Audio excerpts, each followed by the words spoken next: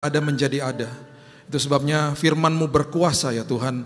Firman-Mu yang kami dengar, yang kami baca, yang kami masukkan ke dalam pikiran dan hati kami, itu berkuasa untuk memulihkan kehidupan kami. Itu jawaban bagi kami. Kami percaya Roh Kudus yang di dalam kami menasehati kami, memandu kami, dan juga hari ini menopang hidup kami. Dalam nama Yesus kami sambut firman kebenaran. Kita sama-sama katakan amin, amin, amin, amin, amin. Silakan duduk. Shalom. Oke, kita buka sama-sama di 2 Samuel pasal yang kelima, ayat 17 sampai ayat yang ke-20. Seringkali orang Kristen berkata atau berdoa untuk terobosan, dan seringkali kita tidak mengerti arti daripada terobosan. Kita mau belajar apa yang Alkitab katakan, karena ketika kita berdoa biasanya, Tuhan saya mau mengalami breakthrough dalam hidup saya. Terus kita cuma mau diem aja, terus kita bilang Tuhan aja sana gitu, saya di sini aja. Sesekali, dan bukan sesekali, sering juga Tuhan akan membawa kita bersama-sama dengan Dia. Udah pastinya Dia pegang tangan kita menerobos bareng sama Dia. Dan Dia yang bekerja, Dia yang menghalau, Dia yang berperang bagi kita pastinya. Tetapi kita melihat hal-hal itu terjadi di depan kita. Dan seringkali itu yang membuat lutut kita bergemetar. Dan seringkali kita katakan, Tuhan ini bisa gak sih Tuhan gitu ya. Karena kita terekspos dengan apa yang kita lihat dengan mata jasmani kita. 2 Samuel pasal yang kelima ayat 17 dikatakan, ketika didengar orang Filistin bahwa Daud telah diurapi menjadi raja atas Israel, maka majulah semua orang Filistin untuk menangkap Daud. Tetapi Daud mendengar hal itu, lalu ia pergi ke kubu pertahanan. Sama seperti kita hari ini, setelah kita terima Yesus sebagai juru selamat, iblis tidak akan tinggal diam. Dia akan maju, dia akan mulai menyerang, dan memang satu-satunya akses yang dia punya itu hanya, sekali lagi saya katakan, hanya ke dalam pikiran manusia. Jadi kalau pikiran kita tidak diisi dengan kebenaran firman, gampang dan mudah sekali untuk manusia akhirnya takut, khawatir, dan bahkan kecewa sama Tuhan, gampang kepahitan dan lain sebagainya. Semuanya adalah dimulai dari pikiran. Pikiran adalah the battlefield, adalah medan pertempuran yang terjadi setiap hari. Bayangkan setiap hari kita ini mengalami pertempuran di dalam sini, antara manusia lama dengan manusia baru saya misalnya. Antara daging sama roh, antara kepentingan pribadi dengan kepentingan orang lain, antara jalan yang benar dengan jalan yang mudah misalnya. Jalan yang mudah, ya udahlah cara dunia lebih mudah mungkin secara perspektif kita. Tetapi jalan yang benar itu sulit ditempuhnya. Jadi itu pertempuran terjadi setiap hari di dalam benak kita, di dalam hidup kita. Ketika hal-hal ini terjadi, Alkitab mencatat Daud mendengar hal itu, lalu ia pergi ke kubu pertahanan. Dia selalu tanya sama Tuhan, what should I do, apa yang harus aku lakukan, dan seterusnya. Ketika orang Filistin itu datang, ayat 18, dan memencar di lembah Refaim, ini adalah gambaran bahwa Daud dikepung, kita juga dikepung, kita sebagai anak Tuhan yang hidup di tengah-tengah dunia yang penuh kegelapan, kita pun dikepung sama kegelapan. Itu sebabnya Tuhan katakan, aku terbitkan terangku di dalammu. Kita sudah pernah bahas tentang arti daripada terang Tuhan dalam hidup manusia. Terang Tuhan itu tidak pernah akan bisa dipadamkan, karena terang Tuhan adalah terang Tuhan. Nah, ironisnya ketika terang itu ditempatkan dalam hidup manusia, satu-satunya cara di mana terang itu bisa ditutup dan orang atau kita sendiri tidak bisa merasakan, melihat atau merasakan dampak daripada terang itu karena ulah kita sendiri. Salah satu ayat yang luar biasa mencatat, kalau engkau enggak jaga matamu, cahaya atau pelita yang ada di dalammu itu akan pudar, betapa gelapnya hidupmu. Jadi selalu dimulai dari pintu gerbang hati. Pintu gerbang hati, mata dan telinga. Ketika yang diserapnya sampah, ketika yang masuk kegelapan, lambat laun akhirnya terang yang ada di dalam kita itu tertutup oleh ulah kita sendiri. Makanya firman Tuhan katakan Lot itu orang benar, tetapi karena setiap hari dia mendengar dan melihat perbuatan mereka yang jahat, jiwanya yang benar tersiksa. 2 Petrus 2 ayat 7-8. Itu adalah gambaran daripada kehidupan kita. Kita orang yang sudah dibenarkan. Setiap hari juga kita melihat dan mendengar perbuatan dunia yang jahat. Kalau itu yang menjadi konsumsi kita, jiwa kita yang benar pun tersiksa. Jadi kita dikepung, itu gambarannya setiap hari kehidupan orang percaya dikepung dengan kegelapan dunia. Karena waktu proses penebusan yang ditebus saudara dan saya bukan buminya. Jadi kecelakaan tetap akan ada, bencana akan ada, kegelapan, kejahatan selalu akan ada. Selama bumi ini masih ada, sebelum kedatangan Kristus. Bertanyalah Daud kepada Tuhan ayat 19, apakah aku harus maju melawan orang Filistin itu? Akan kau serahkankah mereka ke dalam tanganku? Tuhan menjawab Daud, majulah sebab aku pasti akan menyerahkan orang Filistin itu ke dalam tanganmu. Tuhan, aku harus bagaimana? Tuhan bilang maju, kemenangan di tanganmu, aku akan beserta denganmu. Penerobosan atau terobosan terjadi ketika hal-hal ini terjadi, ini gak mudah. Dan akhirnya ayat 20 mengatakan begini, lalu datanglah Daud di Baal Perasim dan memukul mereka kalah di sana. Berkatalah ia, Tuhan telah menerobos musuhku. Di depanku seperti air menerobos. Sebab itu orang menampakkan tempat itu Baal Perasim. Baal itu adalah dewanya orang Filistin. Perasim itu adalah bahasa Hebrew atau Ibrani yang artinya menerobos. Dengan kata lain, Tuhan yang berperang bagi dia adalah Tuhan yang menerobos musuhnya dia. Kita punya Baal Perasim masing-masing, kita punya kesaksian hidup yang harusnya menjadi modal dalam hidup kita. Di titik mana saya bisa katakan inilah Baal Perasim, di mana Tuhan membela saya, di mana Tuhan menerobos masalah di depan saya. Dan saya ikut sama dia. Saya gak jauh-jauh karena tangan dia memegang tangan saya. Saya melihat semua kejadiannya di depan saya. Harusnya semua kita punya pengalaman seperti itu. Dan harusnya mungkin hari ini kita sedang mengalami hal seperti itu. Saya percaya ketika itu yang terjadi kita patut mengerti. Karena setiap hari ketika itu sedang berlangsung, ketika itu sedang ada di depan kita, kebohongan demi kebohongan, tuduhan demi tuduhan terus akan dilontarkan sama iblis di dalam hidup kita. Ya. Coba lihat 1 Petrus pasal yang kelima ayat yang ke-8. Ayat yang sungguh populer. 1 Petrus ayat 5 sampai 8. Dia katakan, sadarlah dan berjaga-jagalah. Ini bukan cuma sehari-sehari aja, sekali-sekali aja, bukan.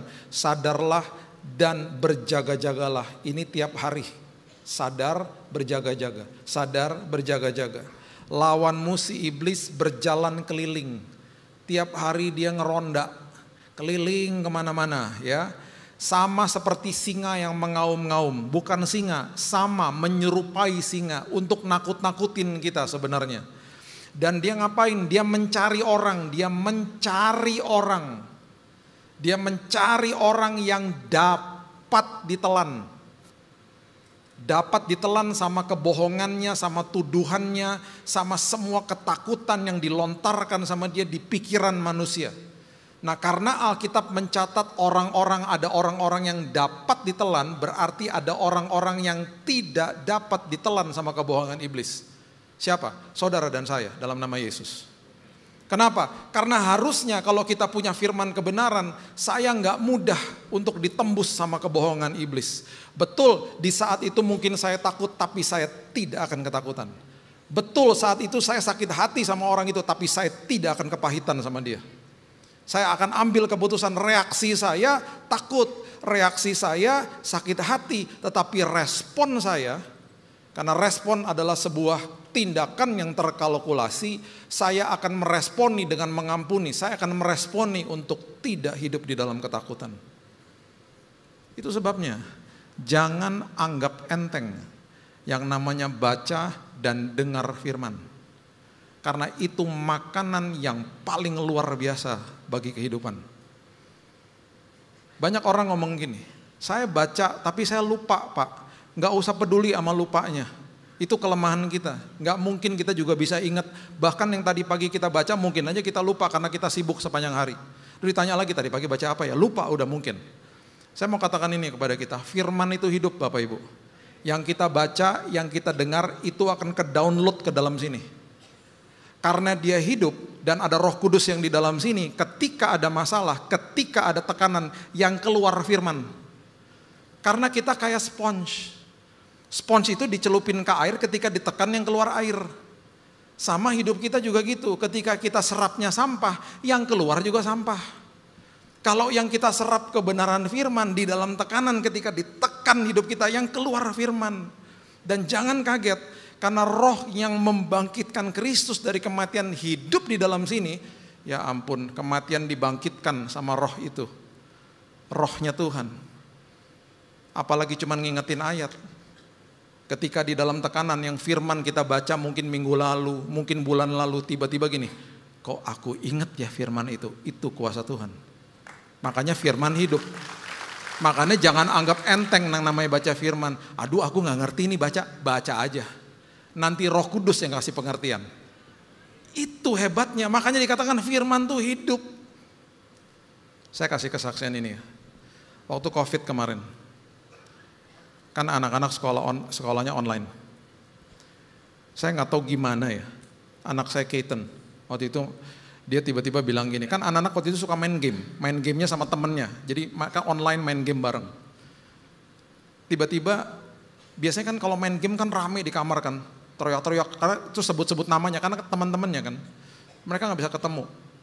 Tiba-tiba nih hening kamarnya gitu, kedengeran suaranya sayup-sayup. Saya bilang, kok tumben main gamenya nggak sambil ketawa-ketawa gitu seperti biasa. Tahu nggak dia bilang apa? Tadi kita lagi kelompok sel. Lagi sel grup. Hah? Berapa orang? Ber-7. Sejak kapan? Udah dari beberapa minggu lalu, Dad. Kita setiap minggu bisa 2-3 kali sel grup sebelum main game. Terus ngapain aja? Kita cuman sepakat, kita besok akan bahas ayat yang mana. Jadi sepanjang hari itu dari sehari sebelumnya mereka udah siapin ayatnya, mereka udah baca ayatnya. Nanti ketika sel grup 7-7-nya akan ngasih tahu, saya dapat ini, saya dapat ini, saya dapat ini. Semua dapatnya beda-beda sesuai sama kebutuhan mereka masing-masing. Tapi dasar firmannya kan sama. Karena firman hidup menjawab berbagai-bagai kebutuhan. Mereka bahas. Kadang-kadang bisa sejam cuman bahas satu ayat. Gak ada orang tuanya, cuman anak-anak aja, anak-anak remaja, umur belasan tahun. Setelah COVID selesai, saya bersaksi di sekolahnya. Saya katakan, saya gak pernah ngelihat dia stres. Saya gak pernah ngelihat dia yang murung dan lain sebagainya. Kenapa? Firman menopang kehidupan manusia. Itu firman. Makanya indahnya luar biasa kalau kita tuh mendisiplinkan diri seperti itu. Karena yang kita baca itu ke-download ke dalam sini. Sekarang kalau saya tanya, berapa hari lalu makan apa juga kita lupa. Cuman apa yang kita makan kan itu tergantung makanan apa itu kan bisa menyehatkan atau bisa membuat tubuh kita jadi sakit. Makanya tiba-tiba misalnya ada sakit apa misalnya. Terus tiba-tiba dokter bilang, suka makan ini ya, pantesan jadi begini. Keseringan makan sayur yang gitu jadi asam urat karena olahraga ya gitu. Keseringan makan lemak ya, makannya jadi gemuk misalnya. Atau enggak sebaliknya, sering makan ini ya, pantesan tubuhnya agak kuat ya gitu. Kita kan juga lupa karena yang masuk udah jadi satu sama kita. Nah itu kan makanan buat tubuh. Kenapa makanan rohani diabaikan? Padahal waktu saya lahir baru, waktu saudara lahir baru, jiwa kita udah umurnya lebih lama daripada rohnya. Kan yang lahir baru rohnya. Tubuh, jiwa, dan roh. Rohnya baru lahir. Berarti waktu saya baru lahir rohnya di tahun 98, jiwa saya yang usianya udah lebih panjang daripada itu, penuh sampah. Bagaimana supaya jiwanya ke detox, supaya roh bisa memimpin hidup, saya harus kasih makan rohnya. Rohnya harus dikasih makan sama firman supaya bertumbuh jadi kuat. Ketika nanti ada sebuah tekanan dan saya harus mengambil keputusan, rohnya yang berkuasa. Hidup dipimpin sama roh. Kalau rohnya gak dikasih makan, ya gak bisa lah. Makanya kesehatan jiwa, kesehatan roh kita ditentukan dari apa yang kita serap. Itu sebabnya dia gak bisa bohongin kita. Dia mencari mangsa yang dapat ditelan kok. Oh kita harus nyatakan, saya gak akan bisa ditelan sama kebohongan dia. Ingat ya, ini prinsipnya iblis nih. Dia akan selalu minimalkan sebuah dosa. Kelihatannya sepertinya baik, biasa-biasa aja dosanya. Tetapi dia akan maksimalkan tuduhan. Udah ini semua juga lakukan itu. Ntar pas udah jatuh, dimaksimalkan tuduhannya. Itu dia. Nah itu sebabnya Hakim-Hakim 14 ayat 5 sampai ayat 6 mengatakan begini. Hakim-Hakim 14. Lalu pergilah Simson beserta ayahnya dan ibunya ke Timna. Ketika mereka sampai ke kebun-kebun anggur di Timna, seekor singa muda mendatangi Simson dengan mengaum. Hari ini Alkitab bilang iblis seperti singa, cuman ada di pikiran kita, ini beneran singanya. Singanya secara fisik datang ke Simson. Perhatikan ini. Pada waktu itu berkuasalah roh Tuhan atas dia. Di perjanjian lama, roh Tuhan itu berkuasa di atas manusia, bukan di dalam manusia. Perjanjian baru roh Tuhan tinggal di dalam sini. Dan di perjanjian lama itu secara insidental bisa pergi rohnya. Karena belum ada proses penebusan. Hari ini roh Tuhan tinggal di dalam sini. Perbedaannya luar biasa. Saat itu aja waktu roh Tuhan ada di atasnya Simson, ya, dikatakan sehingga singa itu dicabiknya seperti orang mencabik anak kambing. Mata jasmani lihat singa, mata rohani lihat kambing. Jadi itu yang terjadi ketika ada kuasa Tuhan dalam hidupmu. Makanya 12 pengintai ketika balik, 12-12-nya lihat raksasa di tanah perjanjian. Yang 10 balik bilang apa? Bos, gede banget bos, udahlah jangan kesana, ngeri banget bos. Yang 2 balik lihat hal yang sama toh. Memang besar sih bos, tapi Tuhan kita lebih besar bos, tenang aja bos. Gitu. Perspektifnya beda. Makanya kita gak pernah dengar nama-nama seperti Safat, Yigal, Palti, Galdiel. Kita gak pernah dengar, itu nama-nama 10 pengintai. Yang ditulis di bilangan 13, karena mereka bukan jadi pahlawan iman. Tapi Yosua sama Kaleb yang mengatakan Tuhan kita lebih besar, oh namanya didokumentasikan sampai hari ini. Kita kasih nama anak-anak kita, nama-nama itu. Karena mereka jadi pahlawan iman. Jadi apa yang kita lihat, itu menentukan apa menjadi akhirnya respon kita. Nah, yang kita lihat kan itu semuanya dari perspektif dalam hati. Kalau di dalam sini isinya firman, kita akan lihatnya beda. Tapi kalau nggak ada kebenaran firman, yang kita lihat ya ketakutan lah selalu. Karena kita akan terorientasi dengan apa yang kita lihat ketika kita sedang menerobos masalah itu. Itu sebabnya seringkali iblis fabricate the evidence. Dia akan menonjolkan kenyataan hidup dan dia akan putar balik semuanya sehingga hidup kita ketakutan. Makanya waktu kakak-kakaknya Yusuf membuang dia ke sumur, ke sebuah lubang yang besar dan kemudian dibawa ke Mesir, mereka ambil jubahnya, mereka celupkan di darah hewan, dikasih ke bapaknya. Itu hoax. Bapaknya percaya. Dikatakan Kejadian 37 ayat 33, ketika Yakub memeriksa jubah itu, ia berkata, ini jubah anakku. Binatang buas telah memakannya, tentulah Yusuf telah diterkam. Fabricate the evidence. Kenyataannya diputar-putar semuanya supaya buat kita ketakutan. Saya mengalami kenyataan yang tidak enak setelah divonis mati sama dokter. Pak, divonis ya Pak, 3 bulan mohon maaf bla bla bla segala macam. Pokoknya nanti di kemo Bapak mati habis saya kanker darah. Kok bisa paginya Tuhan udah kasih penangkalnya? Kok bisa sebelum dokter bacakan itu pagi-paginya saya bangun baca Amsal 4 ayat 20 sampai 23. Arahkan telingamu kepada ucapanku, simpan di dalam lubuk hatimu, karena itu sumber kehidupan dan kesembuhan. Itu firmannya ngomong gitu. Dokternya vonis siang-siang. Pak, abis ini di kemo seminggu, Bapak masuk ICU, ventilator, koma mati Pak. Dikasih tahu kan? Itu kan kenyataan. Kok bisa abis dia keluar, istri saya nangis, saya juga nangis gitu ya. Mulai timbul ketakutan di sini, rasa takut di sini. Kemudian tiba-tiba saya ngomong gini, tunggu. Tadi pagi kita baca apa? Itu kan Roh Kudus. Bukan kuat dan gagah saya. Tugas saya hanya baca firman. Yang menguatkan dan menegaskan dan meneguhkan firmannya kan Roh Kudusnya. Bill tadi pagi baca apa? Terus saya ingat, iya ya Amsal 4 ayat 20, buka lagi. Arahkan telingamu kepada ucapanku. Roh Kudusnya bilang gini, barusan kan kamu mengarahkan telinga kepada dokter kan? Kamu barusan mendengar kenyataan hidupmu, bahwa kamu divonis mati kanker darah. Nah sekarang arahkan telingamu kepada ucapanku, kepada firmanku. Karena ini sumber, karena firman itu sumber daripada kehidupan dan sumber daripada kesembuhan. Terus tiba-tiba keluar lagi, itu kan Roh Kudus semua, bukan saya lah. Tiba-tiba keluar dari sini. Terus saya bilang gini sama istri saya, sayang, yang barusan dokter katakan kan kenyataan ya. Yang firman Tuhan katakan kan kebenaran ya. Berarti kan kenyataan harus tunduk sama kebenaran ya. Sambil nangis ngomongnya kenyataan, tunduk sama kebenaran. Iya ya benar ya gitu. Itu jadi moto kita tiap hari. Akhirnya perspektifnya berubah.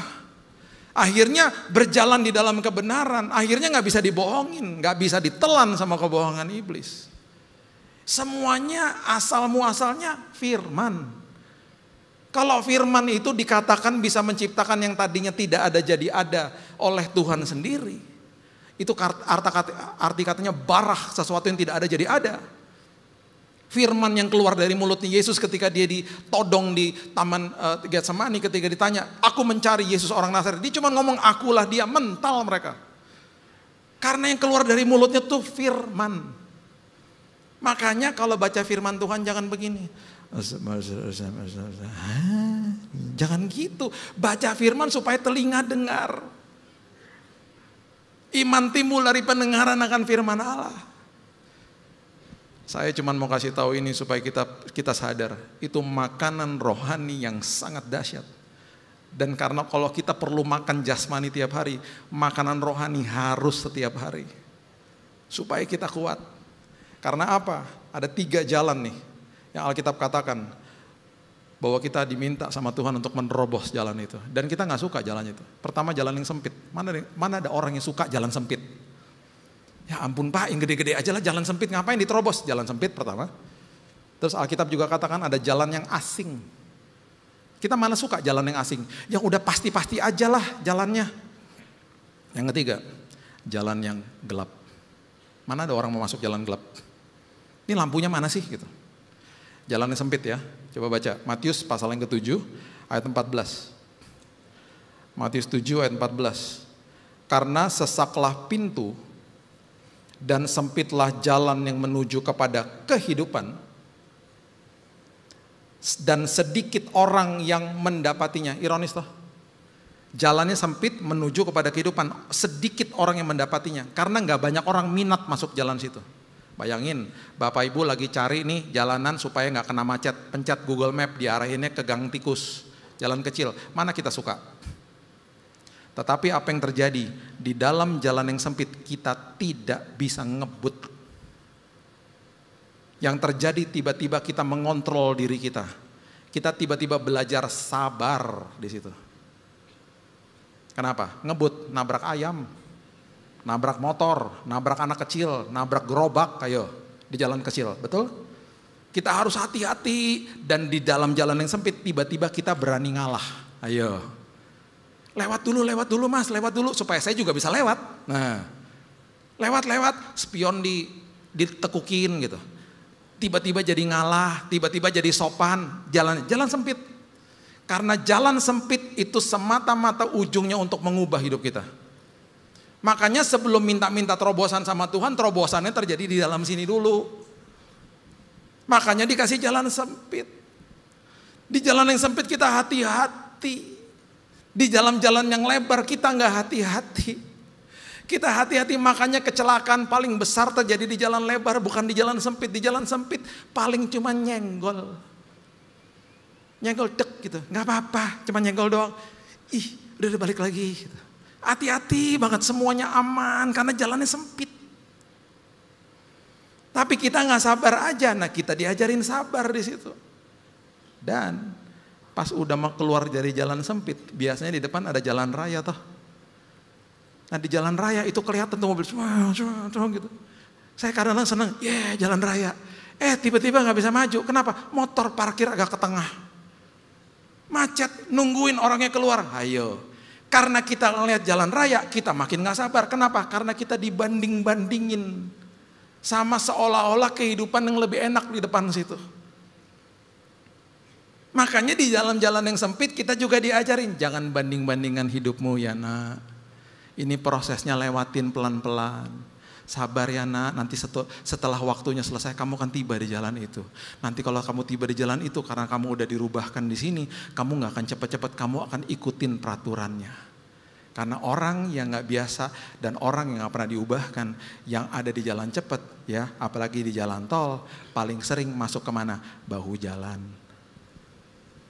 Bahu jalan itu diciptakan untuk emergency.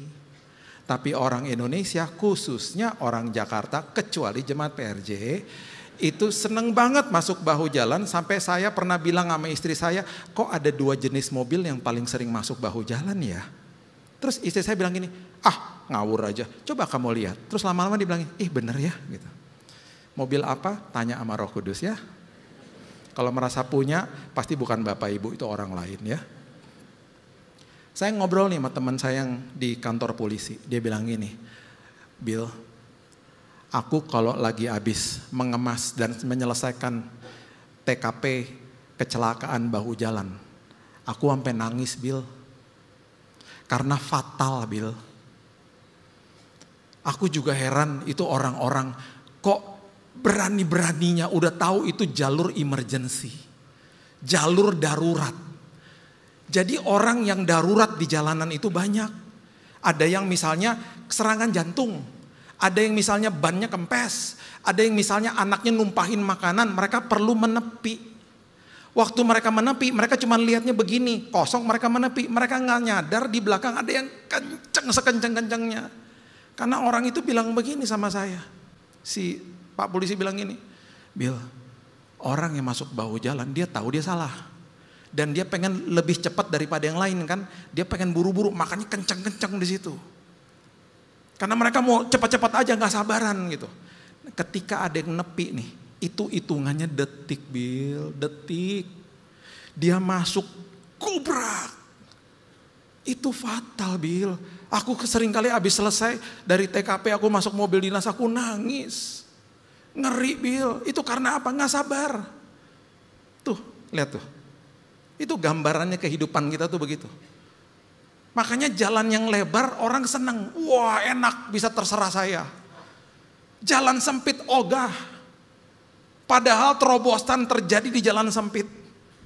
Kitanya belajar sabar, kitanya diubahkan Tuhan. Karena Tuhan mau persiapkan untuk sesuatu yang lebih luar biasa. Makanya jalan yang berikutnya dinamakan jalan yang asing. Coba lihat Kejadian pasal yang ke-26. Ayatnya yang pertama dikatakan begini. Kejadian 26 ayat pertama. Maka timbullah kelaparan di negeri itu. Ini bukan kelaparan yang pertama yang telah terjadi dalam zaman Abraham. Sebab itu Ishak pergi ke Gerar kepada Abimelek raja orang Filistin. Ishak ini terjadi kelaparan di daerahnya, dia mau ngungsi ke Mesir. Dia mampir ke Abimelek, dia mau mampir, mau selamatan mungkin, mau pamit, mau apa gitu ya, karena itu teman keluarga.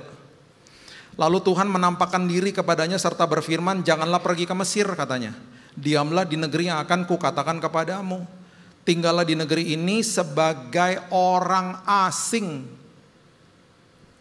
Maka aku akan menyertai engkau dan memberkati engkau, sebab kepadamulah dan kepada keturunanmu akan kuberikan seluruh negeri ini, dan aku akan menepati sumpah yang telah kuikrarkan kepada Abraham ayahmu. Seringkali di dalam tempat yang asing Tuhan bilang begini, udah sini aja. Kenapa Tuhan? Udah tenang aja, aku akan pelihara hidupmu. Musim ini kamu harus ada di sini. Udah lewatin sama saya. Ayat 12, Kejadian 26. Maka menaburlah Ishak di tanah itu, dan dalam tahun itu juga ia mendapat hasil 100 kali lipat, sebab ia diberkati Tuhan.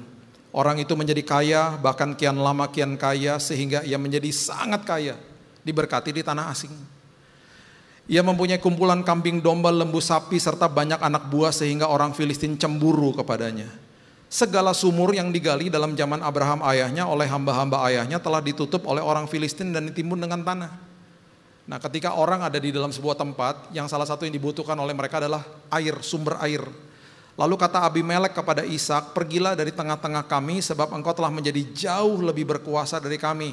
Ishak, jauh-jauh deh, ini banyak orang-orang cemburu karena kamu makin berhasil di sini, tanah asing padahal. Kamu ngungsi jangan di sini. Dia melipir, nggak terlalu jauh dari situ, pergi ke tempat namanya Lembah Gerar. Karena apa? Karena dia lagi butuh air sebenarnya. Dan Tuhan kan pelihara di tanah asing. Jadilah pergilah Ishak dari situ dan berkemahlah ia di Lembah Gerar, dan ia menetap di situ. Kemudian Ishak menggali kembali sumur-sumur yang digali dalam zaman Abraham ayahnya dan yang telah ditutup oleh orang Filistin sesudah Abraham mati. Disebutkannya lah nama sumur-sumur itu menurut nama-nama yang telah diberikan oleh ayahnya. Ketika hamba-hamba Ishak menggali di lembah itu, mereka mendapati di situ mata air yang berbual-bual airnya. Perhatikan ini baik-baik. Banyak orang, kalau kita ngomong finansial misalnya ya, banyak orang ngomong gini, saya kehilangan pekerjaan Pak, saya kehilangan income kalau misalnya dalam sebuah usaha. Atau waktu di zaman Covid saya kehilangan orang yang saya kasih karena meninggal dipanggil pulang Tuhan. Saya mau katakan begini kepada kita ini gak bisa kehilangan karena kita bukan pemilik. Sejak awal kita masuk ke bumi kita gak bawa apa-apa, pulang gak bawa apa-apa. Apapun yang Tuhan titipkan itu hanya titipan Tuhan yang patut dikelola. Jadi sebenarnya kita gak bisa kehilangan, itu hanya ungkapan aja sih sebenarnya. Nah di dalam kehidupan untuk berkat finansial biasanya Tuhan memakai 3 pipa. Pekerjaan, usaha, atau orang lain, belas kasihan orang lain. Pipa-pipa ini bisa tutup kapan aja. Bisa tutup. Tetapi sumber daripada itu semuanya Tuhan. Sumber gak pernah tutup. Jadi kalau ada pipa ditutup, bilang begini, makasih ya Tuhan aku tetap melekat kepada sumber, bukan melekat kepada pipa. Jadi aku tidak akan mengkultuskan pipa. Apapun yang terjadi, musimnya lagi berubah. Saya percaya ada pipa yang lain Tuhan akan bukakan, walaupun di tanah yang asing akan ada air yang membual-bual karena saya melekat kepada sumbernya. Ada amin. Karena saya melekat kepada sumbernya, makanya firman Tuhan bilang apa? Aku pokoknya, kamu rantingnya.